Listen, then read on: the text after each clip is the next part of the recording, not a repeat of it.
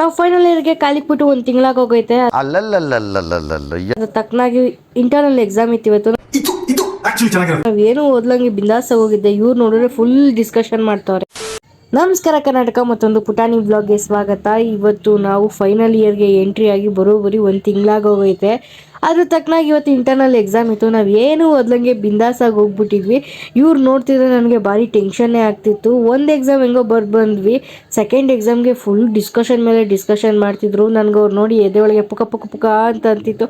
ಆದರೂ ಧೈರ್ಯವಾಗಿ ಬರ್ಬಿಟ್ಟು ಬಂದೆ. ಸೊ ಮಧ್ಯಾಹ್ನ ಬೆಳಗ್ಗೆ ಏನು ತಿಂಡಿ ಬಾಕ್ಸ್ ತೊಗೊಂಡೋಗಿಲ್ಲ ಅಂದ್ಬಿಟ್ಟು ಕ್ಯಾಂಟೀನ್ಗೆ ಹೋಗ್ಬಿಟ್ಟು ಫಸ್ಟ್ ಪಲಾವ್ ಎಲ್ಲ ತೊಗೊಂಡು ತಿಂತಾ ಇದ್ದೆ. ಸೊ ಆಮೇಲೆ ನಮ್ಮ ಗ್ರೂಪು ಎಲ್ಲ ಬಂದ್ಬಿಟ್ಟು ಹೀಗೆ ಫ್ರೆಂಡ್ಸ್ ಜೊತೆ ಶೇರ್ ಮಾಡ್ಕೊಂಡು ತಿನ್ನೋದು. ಇದೆ ಲಾಸ್ಟ್ ಸೆಮ್ ಅನ್ಕೋತೀವಿ. ಈ ಸೆಮ್ ಆದಮೇಲೆ ಮುಂದಿನ ಸೆಮ್ಮು ನಾವಿರಲ್ಲ.